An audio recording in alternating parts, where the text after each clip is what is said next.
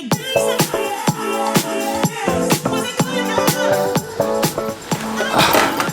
what's up guys? Omar here, broker and CEO of Alden Mortgage and Ome Realty. So we're gonna go ahead and give you a mortgage rate update. On top of that, there's gonna be pilot cities in California that are going to start staying open until 4 a.m. And then we're going to talk about gas too, which is a complete shit show on that end, because I don't know what the hell they're doing, tapping into these reserve pipelines in Louisiana, trying to put a bandage on an open wound, a gunshot wound, a shotgun wound. But let's go on with the mortgage rate update. We're going to be pricing out 5 different mortgage products.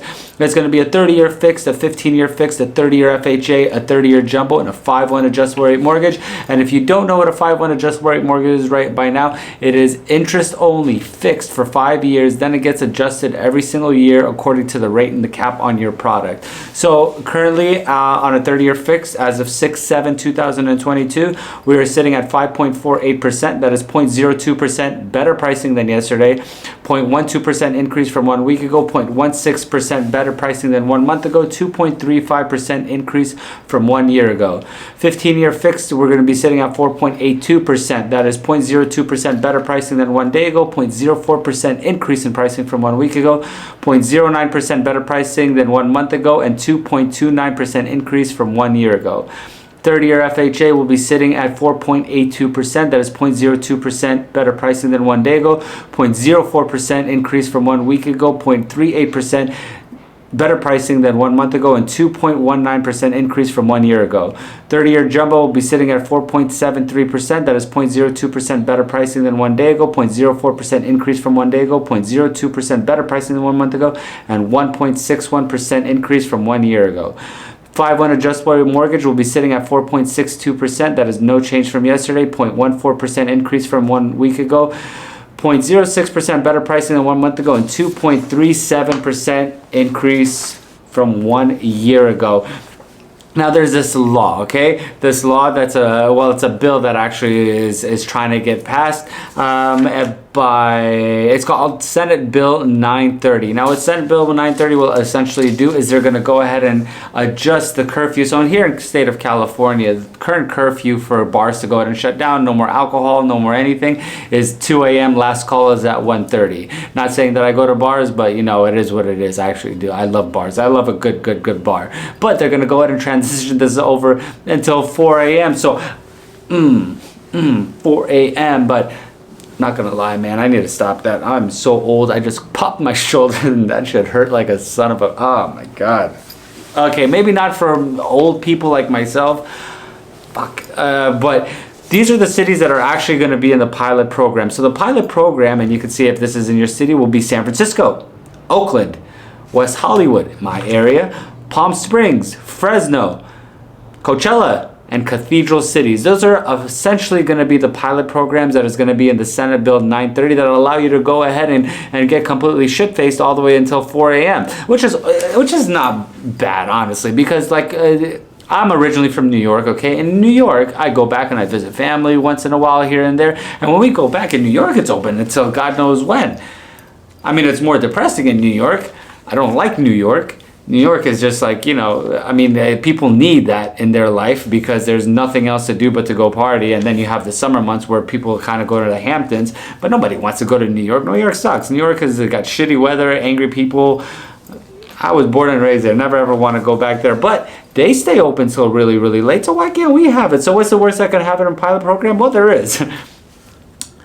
The one thing that could happen is a lot of fighting, a lot of drunk driving, which essentially could happen anyway. But the better part is that majority of people are probably knocked out by 4 a.m. The civilized, the normal human beings, the people that haven't lost their damn minds. You know, you guys are all on bed by 4 a.m., you know, or you're waking up around 6 o'clock to go to work on your next shift or whatever it is that you're doing. So you're not too worried about the 4 a.m. guys.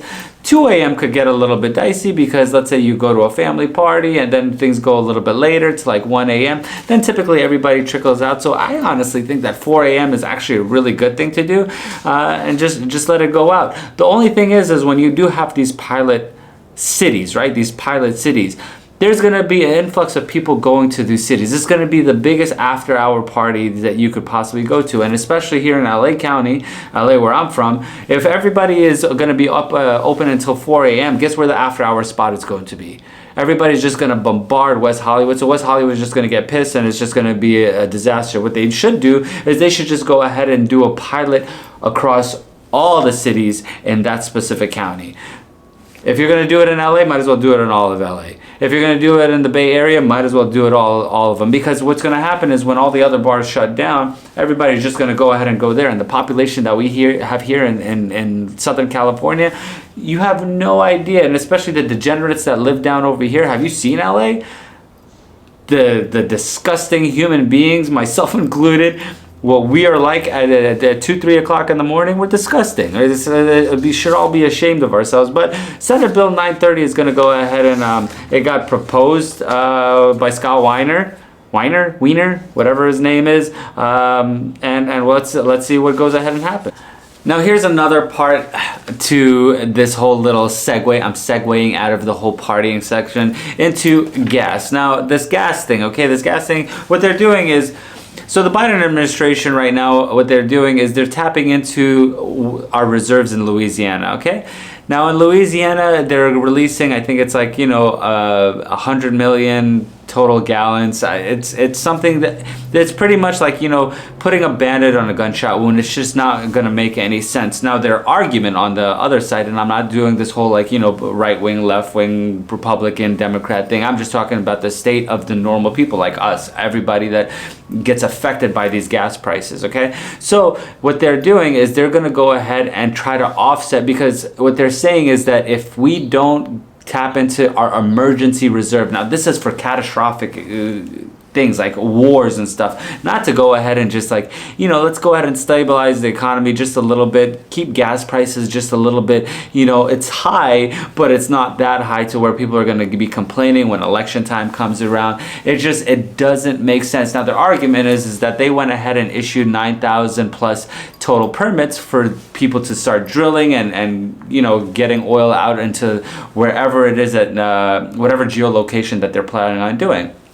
The only problem is that once you get these permits, it's like building a house, right? Once you get your permit to go ahead and build a house, well, you don't have a house right away. It's going to take you probably in the next, year and a half to go ahead and do that. Now, I don't know how long it'll go ahead and take, people to go ahead and build the drills and get the reinforcement and get enough staff to go ahead and build all of that up. I'm assuming it's quite a lot. I mean, when you're dealing with crude oil and you're dealing with piping and you're dealing with OSHA, making sure everything is all safe and everything like that, I'm assuming it's going to take at least like 6 months to a year. Maybe, I don't know. If you please comment below. Tell me how long it actually takes to set up a drilling area to go ahead and start producing some crude oil. And then whenever you do that, then how long is it going to go ahead and take to get enough out to go ahead and offset what disaster that we're in right now? So it's like, what do we do now? This whole Russian war is completely screwing everything up, because ever since we put sanctions on it, the pipeline oil that we got from Russia is completely excluded out. The Saudis don't have enough. And we're kind of stuck in this shitty situation now. It anticipated, right now in California, we're pretty high. At the highest, I think we're at one gas station, we're about a little over $8. Anticipating that we might be over $10. I am not sure, to be honest with you. But as far as that goes, AAA, those people that you end up calling whenever you get a flat tire or your dead battery or you need a tow somewhere because you don't feel like paying $150 for a tow, so you call them, you get the $60 membership, and then they tow you to wherever you need to go ahead and do. You save yourself a little bit of money. Logic. Says California drivers are grappling with the most expensive gas in the nation, shelling out an average of $6.06 per gallon as of Thursday. That could soon be a fate for drivers for the rest of the nation, according to JP Morgan Chase analyst, who predicts the national average per gallon price could reach $6.20 this summer. That would represent more than 30% increase from the current national average of $4.59 per gallon, already a record high according to AAA. Consumers are already spending thousands more annually on gasoline due to the surge in prices at the pump, with typically households now spending an annualized $4,800 on gas, which is a 70% jump from a year ago. Now this is going to be a trickle effect, right? So if gas starts going up, it's not that gas goes up and we're screwed because it's going to, you know, we don't get to go on a vacation because it's going to cost us that much to go to, like, you know, Las Vegas, or you want to go drive here. The people that it's going to affect is going to be, well, it's going to be us, but it's going to be in more ways than one, because gas runs trucks. Trucks go to farms. Farms make our food. Food comes to the grocery stores. Do you see where I'm going with this? Do you see what's happening? You want batteries. You want overseas goods. You want anything. This all runs on gas. Everything will have to go ahead and inflate even more than it already is. If the national average right now is at $4.59 and they're anticipating by the end of the summer to be at $6.20, that's a national average. Here in California, we have bullshit taxes, and in a bullshit tax state, we get hit the hardest. So we are going to be completely screwed out of our mind, because we're going to get hit, what, with almost $2 extra? The highest price is $8.05. I just filled up. I mean, get a Costco membership. You'll be saving yourself a lot. This is not a sponsored thing by Costco, but if you do, please go ahead. Let me know. Hit me up. Call me. And then we'll go ahead and go from there. But go get yourself a Costco membership. You'll save yourself money. I mean, it's the best that you can do. But you know how much prices on everything else is going to go up? It's going to be brutal. It's going to be, especially at those prices, because truckers aren't going to work. If their margins aren't there, they're not going to drive just to lose money.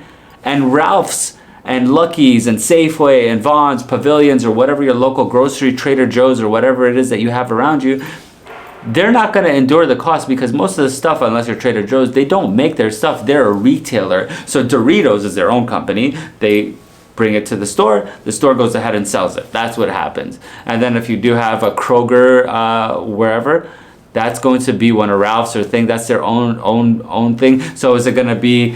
It's going to be an interesting way to see how a lot of these retailers that do our everyday natural goods is going to go ahead and adapt to this. But I know I make these videos to go ahead and promote ways to go ahead and save you real estate. You know, we're a very limited company that, or we're a very small company that goes ahead and allows people to save as much as we can, because, you know, we offer 50% commission rebate, 0% listing on selling your home, and a bunch of different mortgaging products that are not available with your big banks. And I always promote, hey, make sure that you go ahead and let us beat your big bank. But let's go ahead and talk back into the little segue of real estate, okay? Real estate market. Now, I am a real estate broker, okay? I have a 4-year bachelor's degree. I find myself to be somewhat not of a stupid man at all times. I think I'm somewhat okay. So this is not a real estate agent talking to you, or a regular loan officer. I actually own a real estate and mortgaging company. I'm the guy at the very, very top of this mortgaging and real estate company.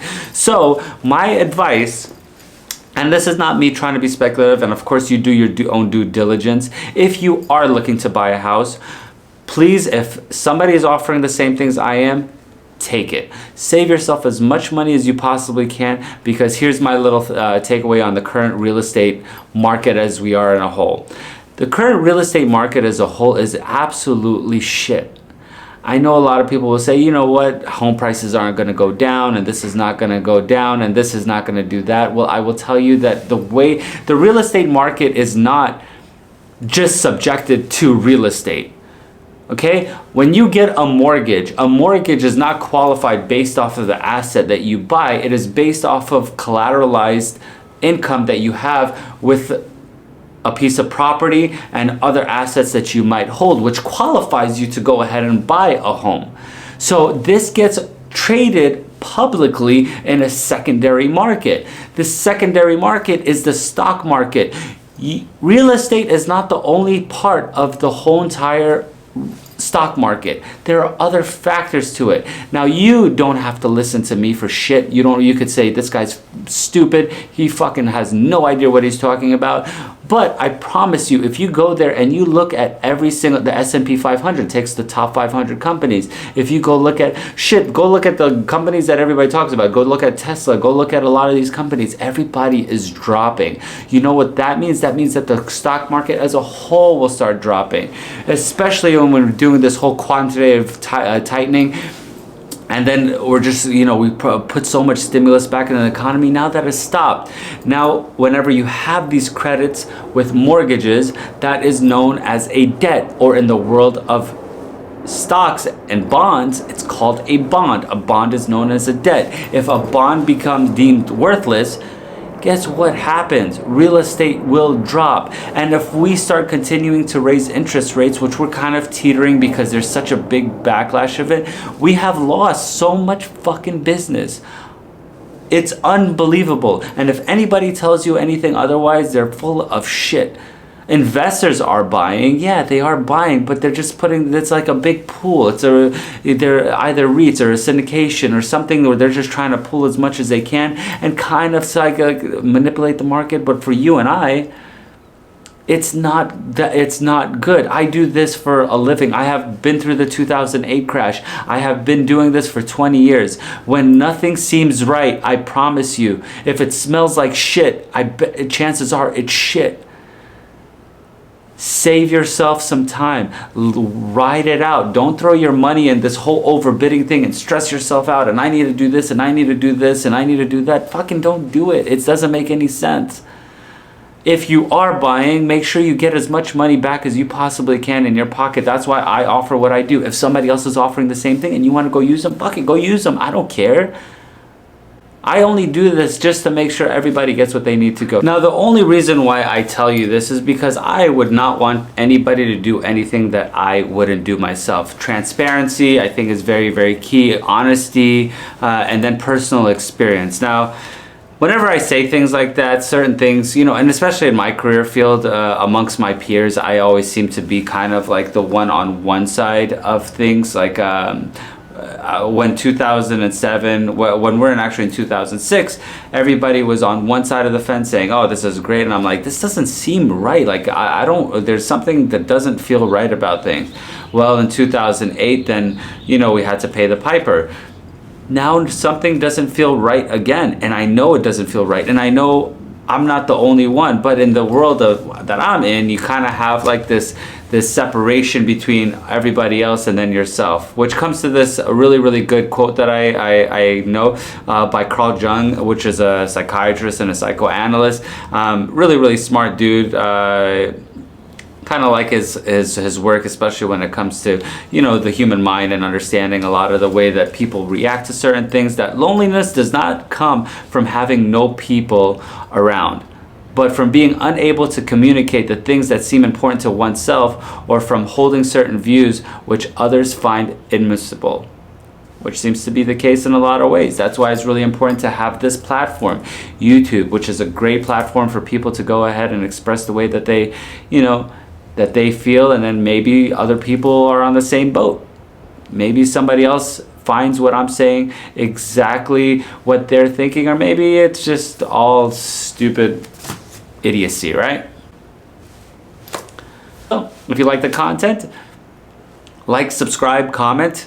If you want up to 50% commission rebate, 0% listing on selling your current home, or any mortgage assistance, link in the description below. Until next real estate mortgage update. Peace. Oh yeah, thank you for watching, by the way.